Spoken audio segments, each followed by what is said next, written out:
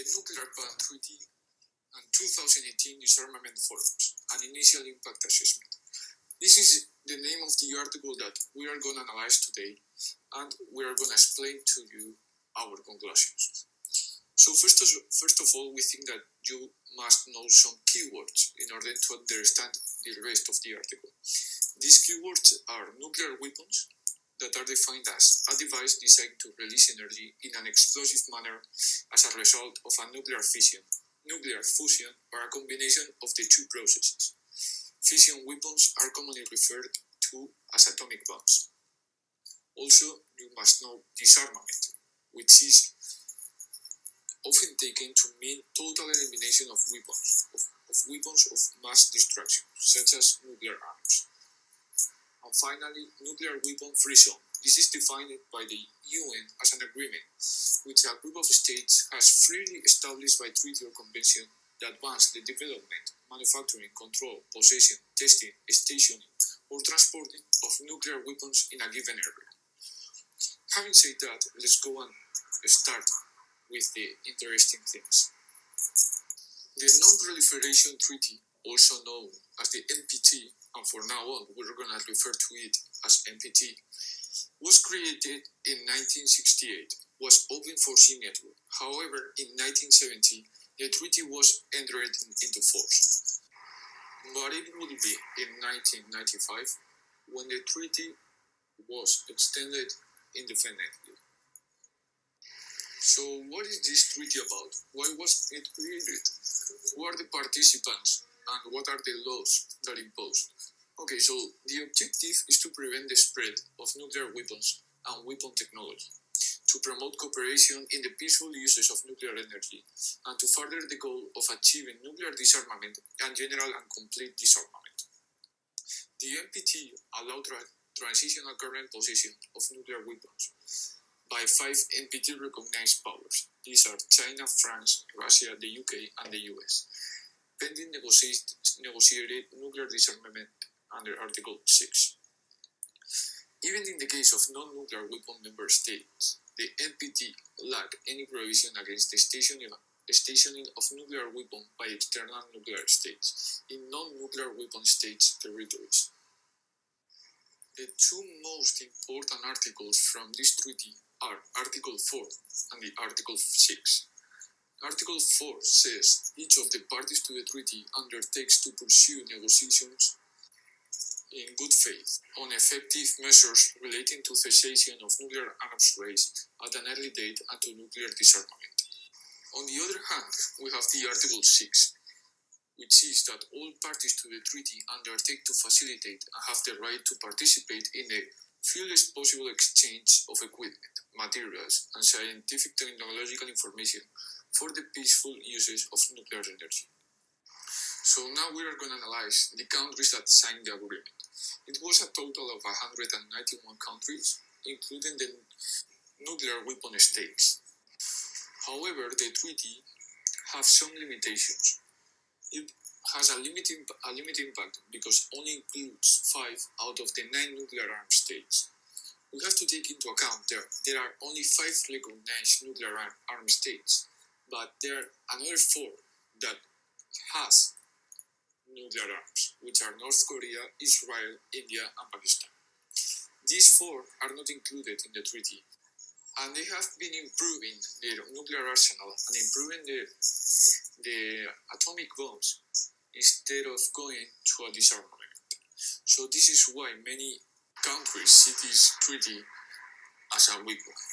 In addition, there are other limitations, such as the failure of creating other multilateral agreements that only 1 out of 3 has been ratified by only 3 out of the 9 nuclear armed states. And lastly, all the rest of the countries see that the NPT Article 6 is a very weak one.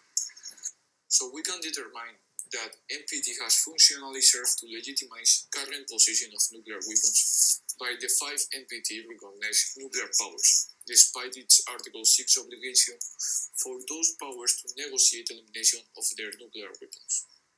So now we are going to talk about the TPNW, also known as the Treaty on the Prohibition of Nuclear Weapons. So what is this? And what was created? It was created on 2017, and it's a legally binding instrument to prohibit nuclear weapons, leading towards their total elimination.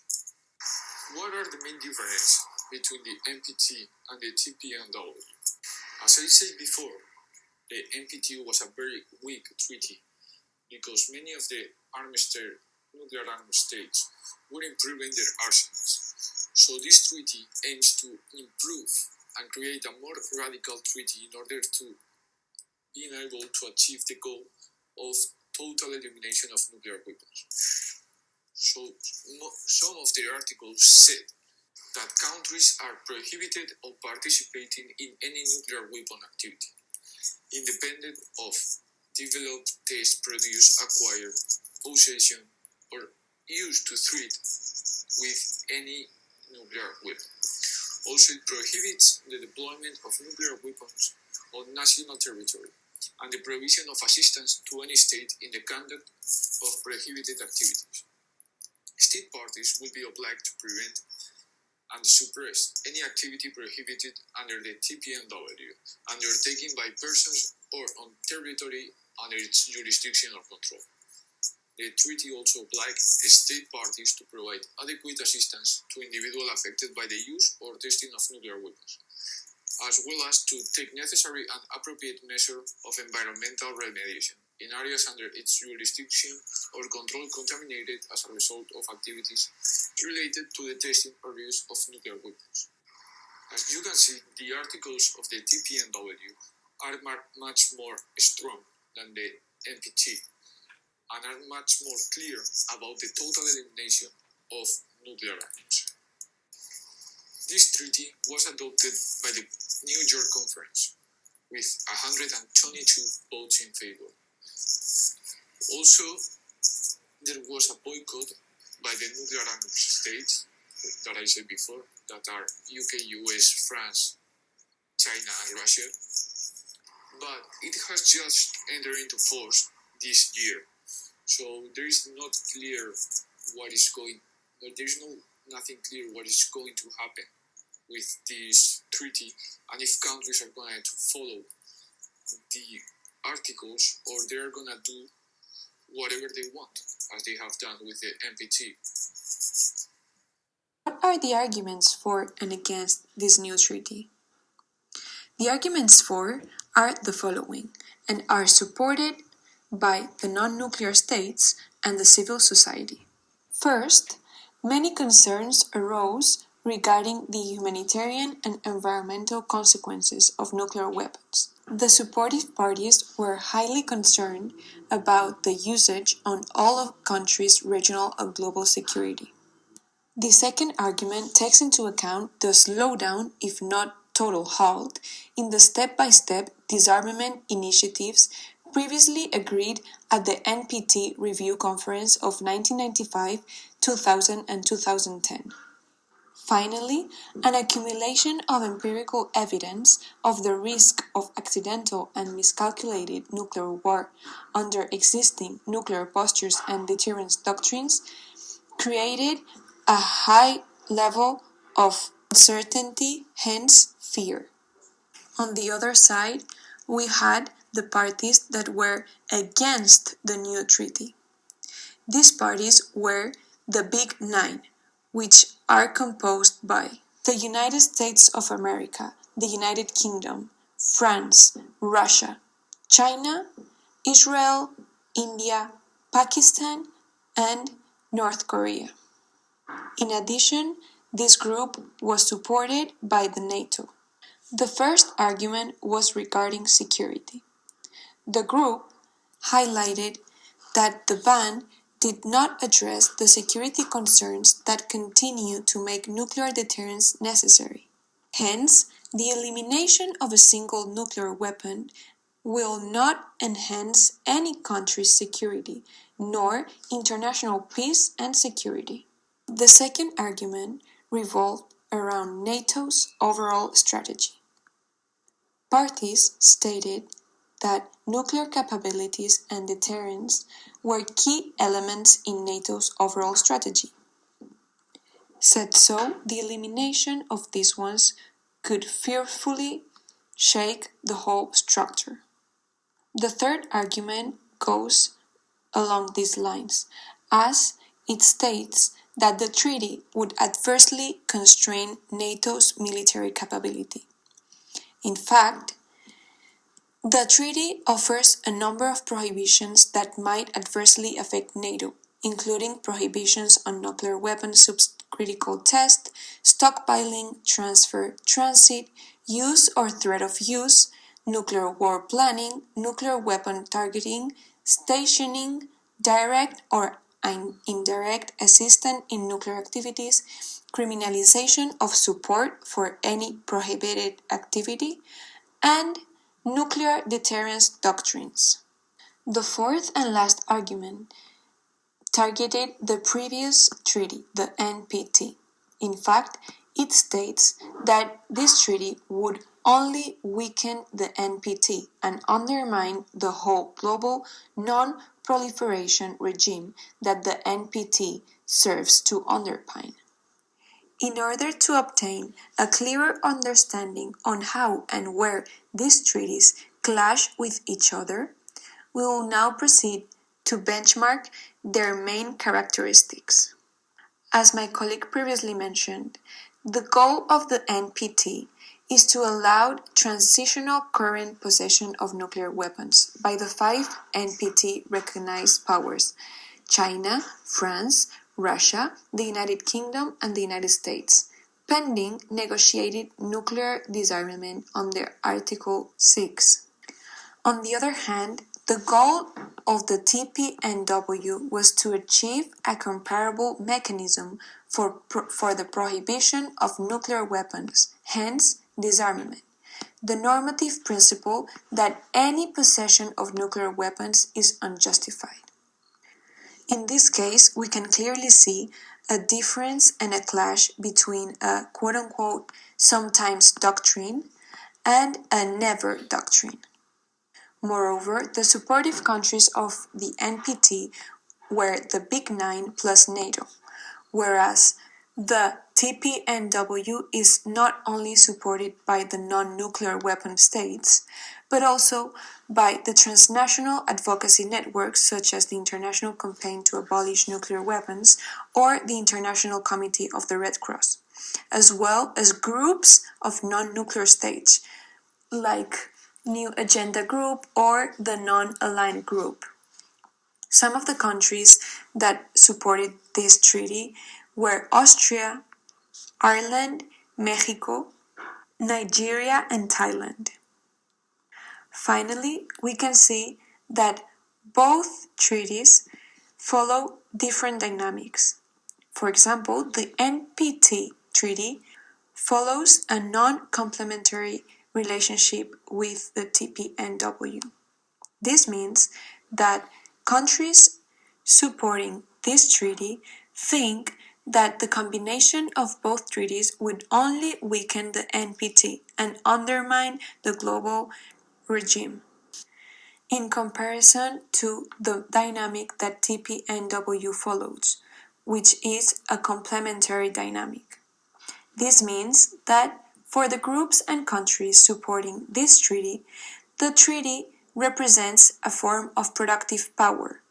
Hence, the combination of this one with the NPT would mean that the treaty is even stronger. Moving closer in history, in 2018, an international forum for registering the initial impact of the TPNW was created, called the Preparatory Committee. This event took place 9 months after the adoption of the treaty in July 2017. The relative positions of the NPT parties at the April-May 2018 PrepCom may be assessed by considering four groupings within the NPT.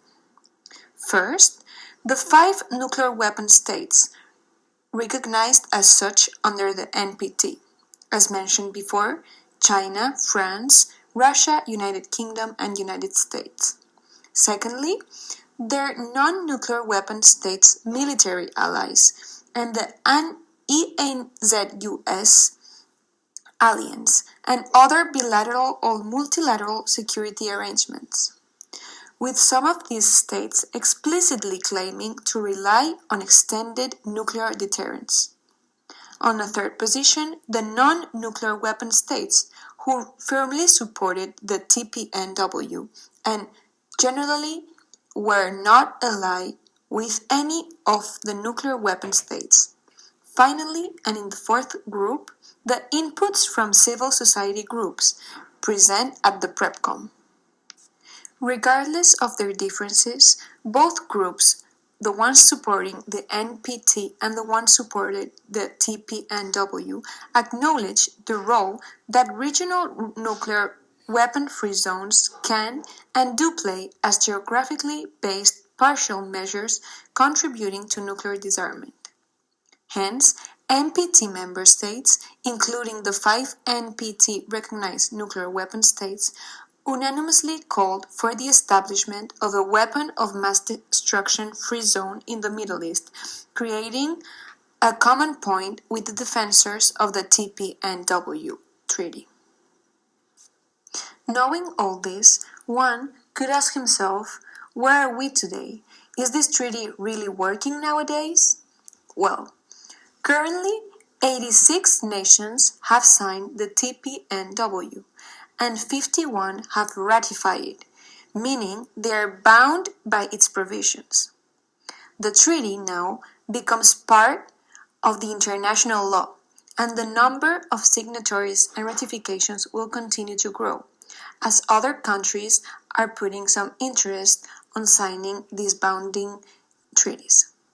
However, none of the 9 nuclear powers, the US, China, Russia, France, the UK, India, Pakistan, Israel, and North Korea, the Big 9, have yet signed or ratified the treaty. In fact, there are no proofs, rather discomfort, when mentioning the signature of this treaty. In addition, many other countries that rely on other nations' nuclear weapons for their security, such as the 27 members of NATO, Australia, Japan, and South Korea, have also not signed it.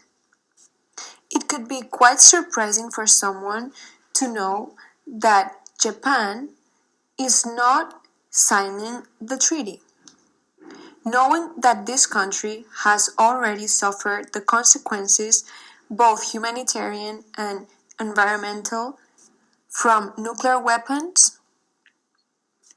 One could start arguing and questioning the effectiveness of the treaty, as well as the possible breaches that this one is creating or leaving aside. As this is an ongoing debate, little assumptions or conclusions can be taken from this scenario. In this case, the best thing that can be done is to stay informed and alert, as the decision of the Big 9 could make the whole system crumble. In the meantime, please make love and not war. Thank you for listening and have a great day.